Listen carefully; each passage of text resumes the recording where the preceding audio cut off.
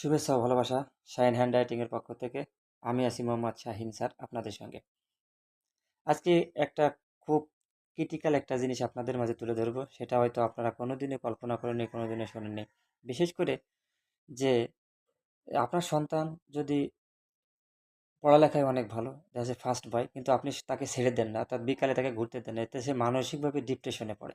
So আপনার উচিত আপনার সন্তানকে অন্তত বিকেলে ছেড়ে দেওয়া, প্রয়োজনে তার সঙ্গে যাওয়া এবং বিভিন্ন ধরনের ক্রীড়া যেমন ফুটবল খেলা, ব্যাডমিন্টন খেলা হতে পারে, সাইকেলিং হতে পারে, বিভিন্ন ধরনের খেলার ভিতরে রাখা। এই খেলার ভিতরে রাখলে তার কী হবে, মনস্তাত্ত্বিকভাবে সে একটি স্ট্রং পজিশনে যাবে এবং তার যে দিনের যে একটা ক্লান্তি, সেই ক্লান্তিটা কিন্তু দূর হয়ে যাবে এই খেলা, স্পোর্টসের বা গেমের মাধ্যমে।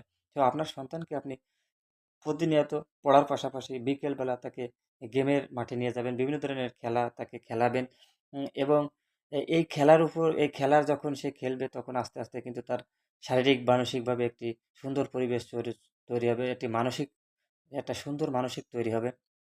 এই মন মানসিকতার কারণে দেখবেন যে কোনোদিন নেশার যে জগতে, নেশার জগতে যাবে না।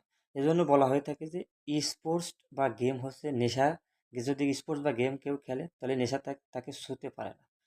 সো এদিক আপনি অবশ্যই খেয়াল রাখবেন। অনেকেই দেখা যায় গার্জিয়ানরা যে তার সন্তান অনেক ভালো রেজাল্ট করছে, ফার্স্ট বয় সেকেন্ড বয়, তার সন্তানকে বিকালে ছাড়ে না। এটা কিন্তু আপনারা একটা খারাপ আহ, খারাপ একটা অভ্যাস গড়ে তুলছেন।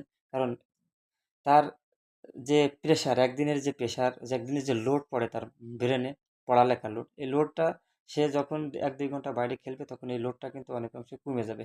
সো আপনি অবশ্যই আপনার সন্তানকে পড়ালেখার পাশাপাশি বিভিন্ন ধরনের গেম, বিভিন্ন ধরনের স্পোর্টস তাদের তাদের দিয়ে করান। তাহলে আপনার সফলতা অবশ্যই সামনে রয়েছে।